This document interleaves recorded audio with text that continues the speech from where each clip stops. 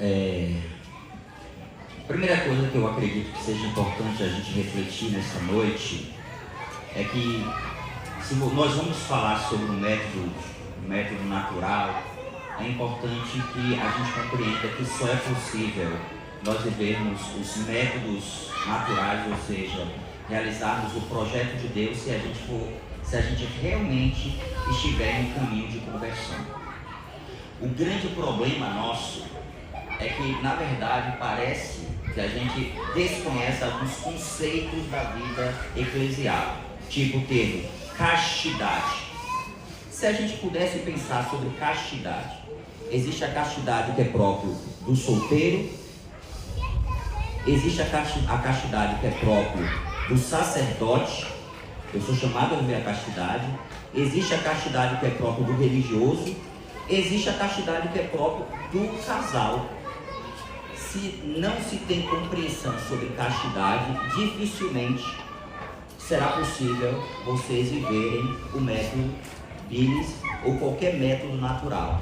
Vocês irão querer utilizar e artificializar a relação conjugal de vocês.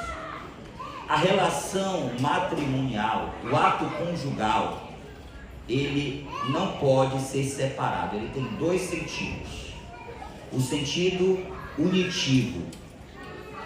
Aliás, tem um detalhe interessante que eu tenho percebido ultimamente, confessando as pessoas, confessando os casais e confessando os jovens também.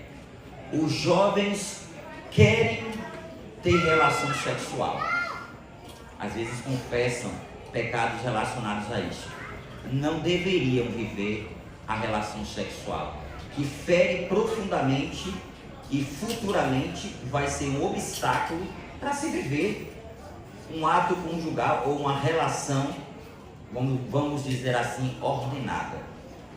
Só que o mais impressionante é que eu tenho visto que os casais, eles não têm um ato conjugal.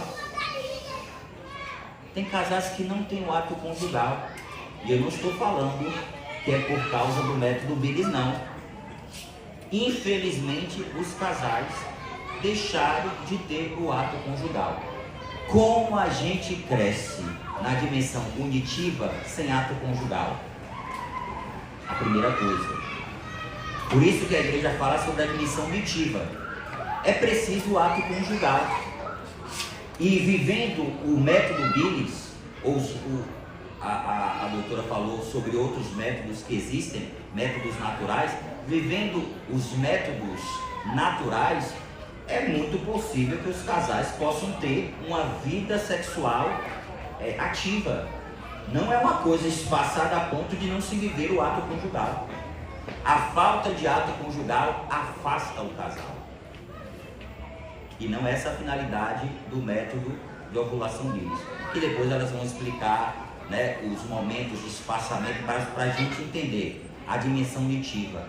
Eu preciso viver o ato conjugal. Você, meu irmão casado, você precisa viver o ato conjugal. Entende?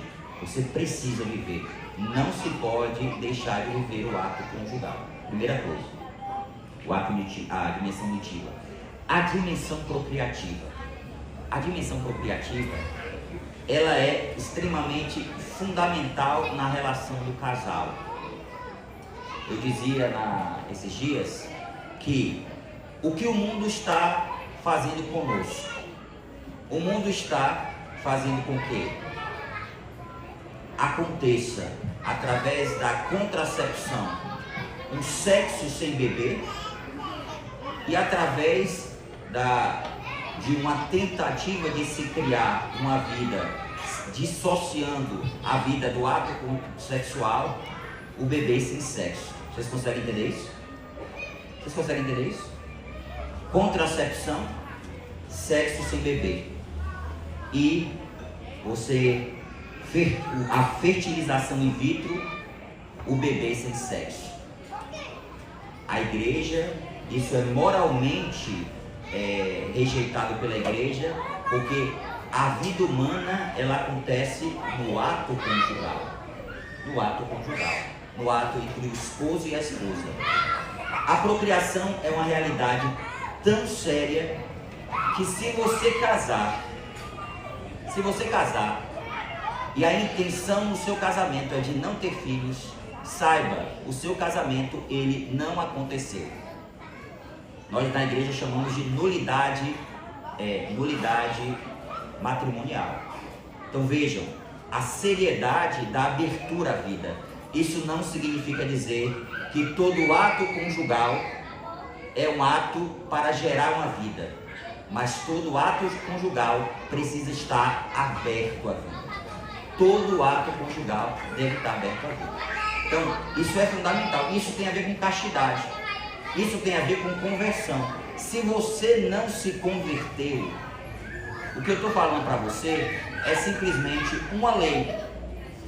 Mas se você é um homem que realmente compreendeu o sentido de uma vida cristã, você vai entender com muita tranquilidade isso. Não significa dizer que isso é fácil. A mesma coisa que você está falando é que você talvez possa estar pensando, você poderia pensar, padre, o senhor é celibatário, como é que o senhor vive o celibato? Eu vivo o celibato como um dom, uma vocação. Só é possível o celibato como dom e vocação. E se eu sou capaz de viver o celibato como dom e vocação, como um dom e uma vocação, será que você, meu irmão, casado, não é capaz de viver a castidade na sua relação com a sua esposa? Quando nós falamos de uma relação entre pessoas, nós estamos falando de uma relação aonde se usa a razão. A razão nos ajuda a sermos capazes de termos o controle, o governo de nós mesmos. Castidade tem a ver com isso, quando nós controlamos os nossos afetos. E é por isso que a igreja ensina sobre a castidade no namoro. Se alguém não viveu a castidade no namoro, se alguém não vive a castidade no namoro, realmente será muito difícil você viver a castidade no seu matrimônio. Porque a gente educa os nossos afetos, a gente governa os nossos afetos. É isso que a gente precisa e queria iniciar falando sobre isso, para a gente entender esse sentido do ato conjugal. Sempre aberto à vida, mas também um momento onde nós crescemos no amor, como casal. E aí